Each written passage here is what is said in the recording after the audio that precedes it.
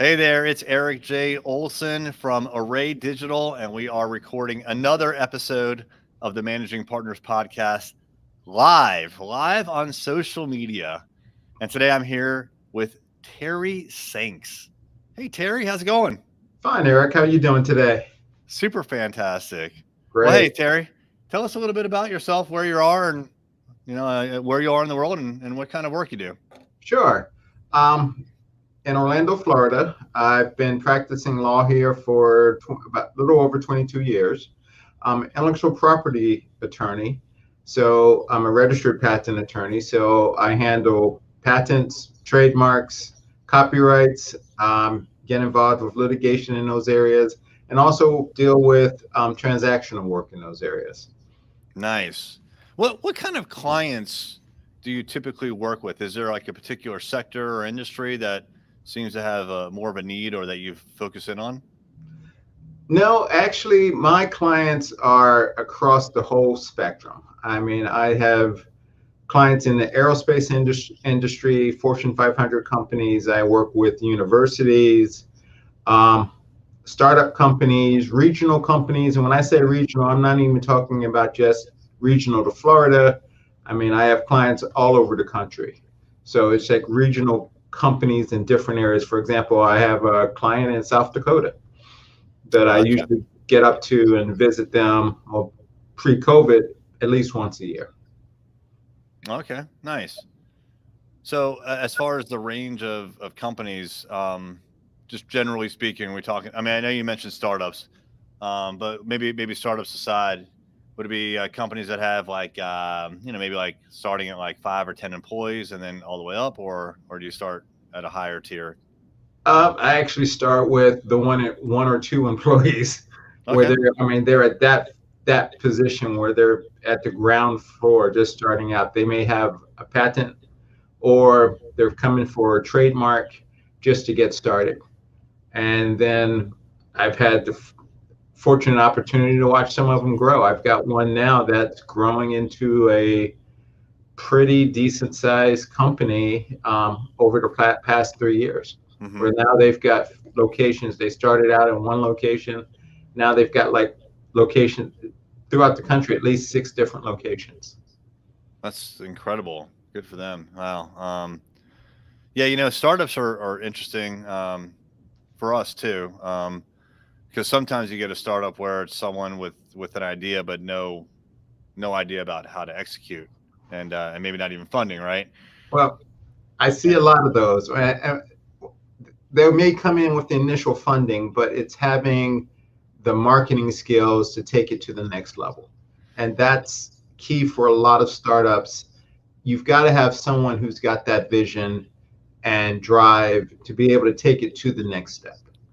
yeah, I completely agree. Actually, the reason that we got into marketing is because we used to build websites and other software for clients, and a lot of times we would deliver that, and then they would just put it out in the world with no marketing plan or budget, and then it would just eventually fizzle away.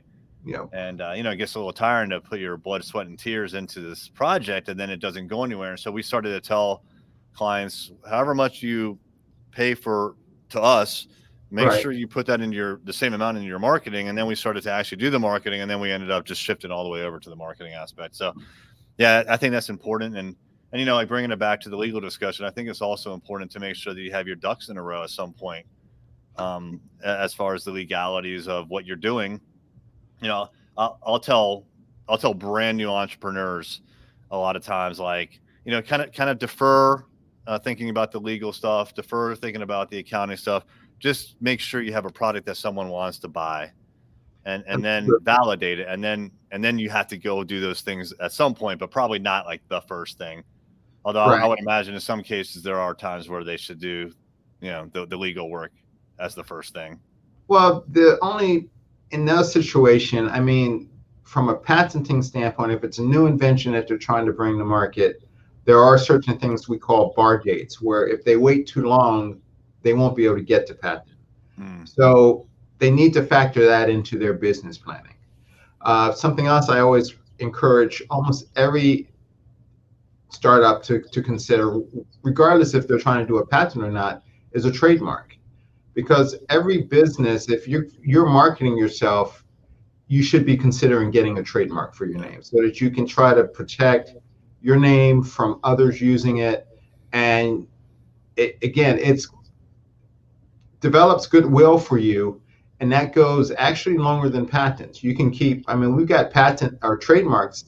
Some companies have trademarks that date back to the 1800s. Oh, wow. So it's something that trademark to me in many ways can be more valuable to companies than actually getting a patent. Oh, wow. Yeah, I didn't realize they actually lasted that long. Yeah, we have a trademark for Array Digital. We wanted to get a trademark for some other thing that we were doing, but I understand that you have to have, well, like we were just doing something with the community, and we wanted to trademark the name. But I understand you have to have some sort of revenue coming in under that name or that brand, whatever it is you want to trademark. Is that right? You don't have to have revenue per se. You have to be offering, either if it's a service or if it's a product, you have to be offering it to the public in order to obtain the trademark. Okay, that's good to know. All right, so this is great legal insight. I appreciate it. Hey, what kind of trends are you seeing in the legal industry, either in your niche or just generally speaking? Things, like economic trends or like legal trends or business trends. Like what kind of trends are kind of like on your mind that you're thinking about in the future? One I'm thinking about closely is, well, with COVID, you had everyone shutting down, people working from home. I'm curious to see what happens when things open back up. Are people going back into the office or not? I mean, I've talked to colleagues of mine. Some of them are like, oh, yes, my employees are coming back in. Others, they're looking at some type of trying to balance it where maybe employees may come in once or twice a week. But there's going to have to be some type of balance. I think the ultimate concern for law firms, and like I said, it's a concern of mine, is you're trying to develop a specific culture. And to develop that culture, a lot of times you need to have the employees close by. I mean, I was at another firm until last year where I had managed that between myself and my partner. We had managed that firm for the majority of its time. Then we left and we set this one up.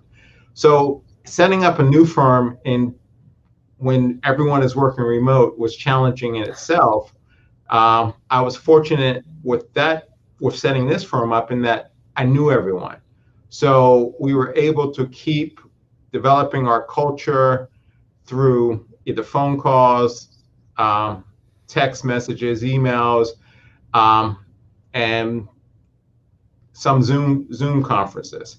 So it's overall, I'll be curious to see how things develop going forward in that realm. Specific to my practice, with AI developing the way it is, from a patenting standpoint, there are programs being developed, AI type programs, to help patent attorneys write patent applications.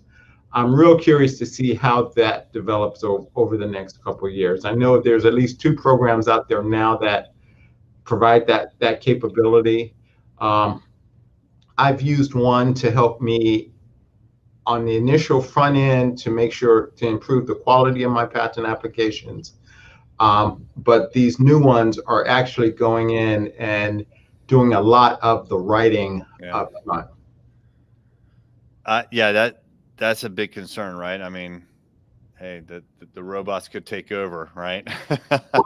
From what I'm seeing, I don't see the robots taking over. You're still going to need a patent attorney involved, because with the patent, the crux of the patent is what we call the patent claims.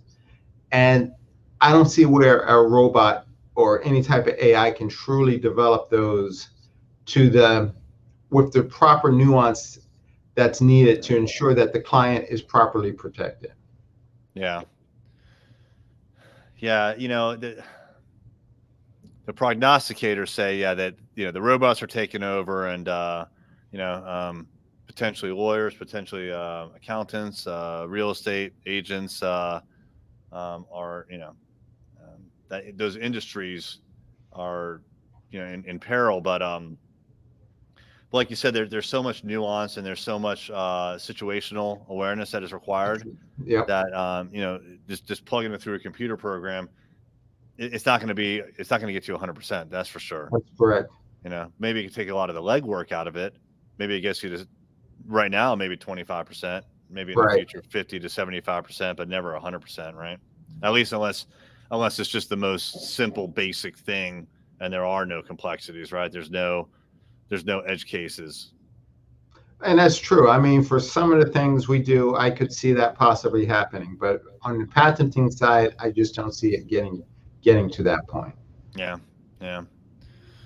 Yeah, that's really interesting, though. How far is AI going to go into legal and really just the world in general? That's So true.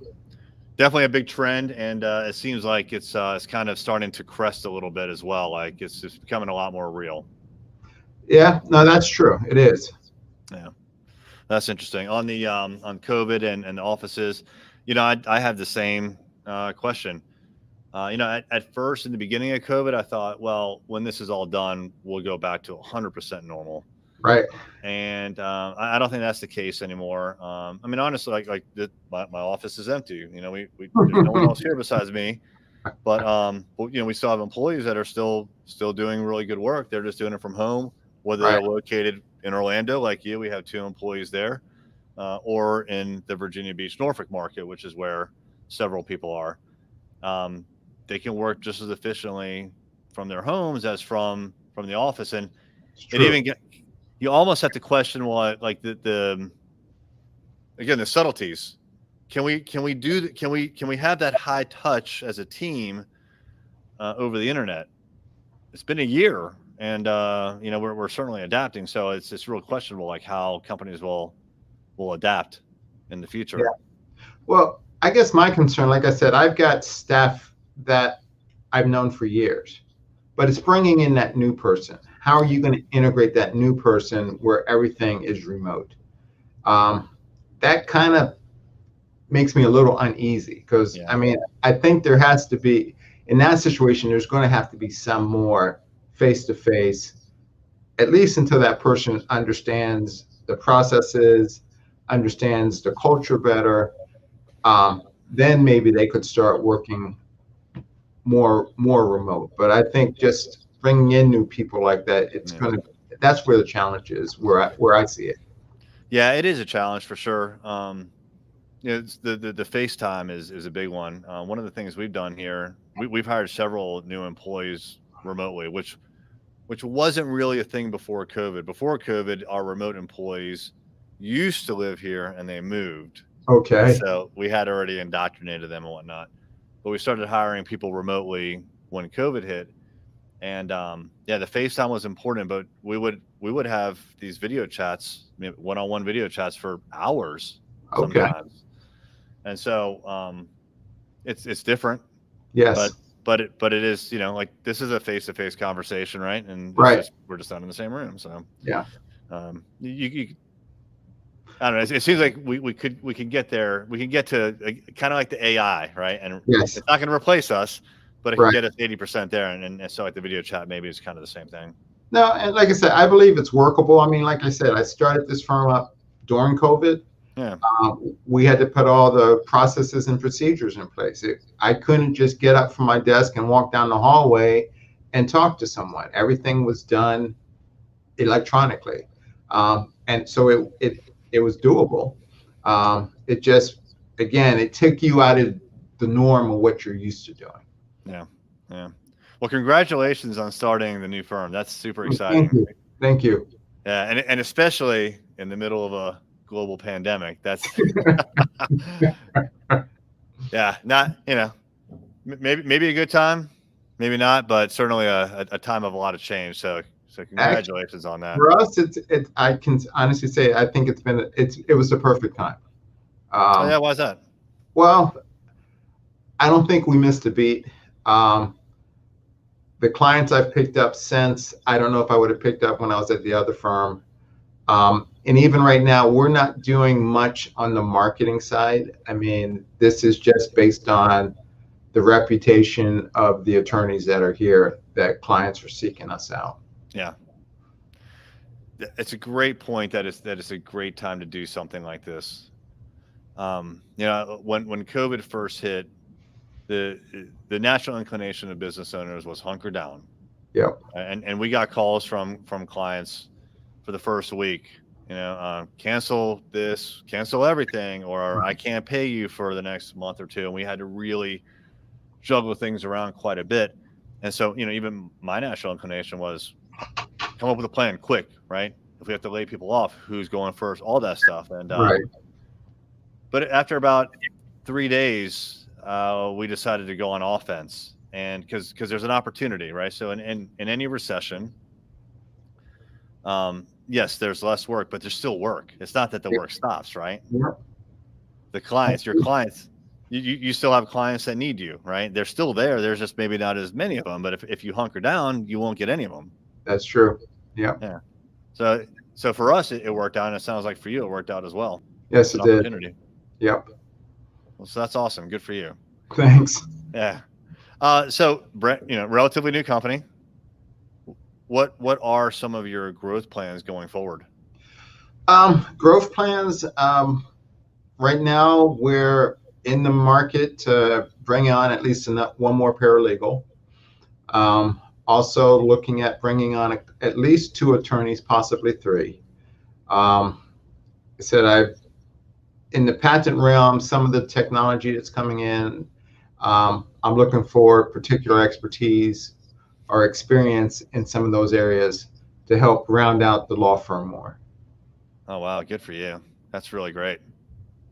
Yeah, that's nice growth. So good start to the firm, and it sounds like you've got a good growth trajectory. Yeah, I'm looking forward to it. I mean, right now, like I said, there's really 3 of us, and by adding these additional 2 people, I think it's going to buttress what we're trying to do, and I see it growing even further in the next 5 to 10 years. I think, like I said, this is just to deal with where we are right now. Yeah, yeah. I think that's really fantastic. You talked a little bit about marketing, or maybe even kind of not doing a lot of marketing. Is there anything that you've seen so far that has worked for you well in your marketing? Well, and I'm going to go back even to when I was at my other firm managing it. I mean, the key thing to me for marketing as an attorney, it's not just, say, hiding behind a website. You need to be out engaging with people. Yeah. And if you're not doing that, it's not going to work. And the other aspect of it is you have to be patient.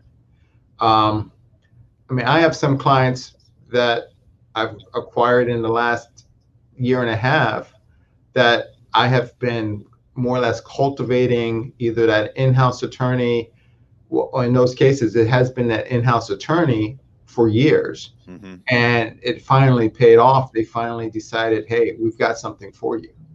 But and I see a lot of attorneys who feel as though they maybe do one event or they do one thing, and if it doesn't work, they're done marketing. And it doesn't take that will never work. You've got to understand. I guess when I do go to events, do presentations, yes, it would be great if someone walked up to me and says, here, Terry, we've got a portfolio of patent cases we want you to take over. But 9 times out of 10, that's not going to happen. Yeah. If I develop the relationship, maybe later down the road, then that will happen. Yeah, absolutely right. Yeah, one of the points you made was you can't just like do one thing when it comes to marketing and then say, okay, I check in the checkbox, I did marketing. It's really a continual process. Yep. Frankly, daily, right? It is. Different people, different firms have different philosophies on how often they want to market, but I would think that something needs to be done on a fairly regular basis to make sure that if you have a one-on-one relationship with say like those in-house counsels that you're talking about, that you're touching base with them on a regular basis for one reason or another, right? Taking them out to lunch, something like that. If it's people that you don't know, right, but people that you want to bring into your ecosystem, basically people on the internet that you could attract. Yeah, you need to make sure you're in front of them, which means you have to have something to say every once in a while, right? Well, and to me, it even takes more than that. I mean, I've watched some attorneys, they get the work, they're doing the work, and that's it. I mean, my clients, for a lot of them, I know more about their business. I'm not just focused just on their work. Okay, how is this being applied to your business? So I mean, I feel like one client with the trademark, he's been keeping me up to date on when the product was going to be finally produced, so that we can finalize his trademark application. I've got others who periodically, I mean, they have me, their startups, they have me on the newsletters, send out to their investors, letting me know, keeping me up to breast on where they are development wise, where the company's going, things along those lines. Very nice. I actually read those. I'll respond to them. If I see something where I think they need to do something from an IP perspective, I'll let them know. That's great. Well, this has been really nice, Terry. I appreciate your time. If someone wants to get in touch with you, what is a good way for them to reach you? Best way to reach me is my email address, which is tsanks@firstinIPlaw.com. Yeah, let me put that here on the screen so people can see it. There we go. Oh, nope, that's not right.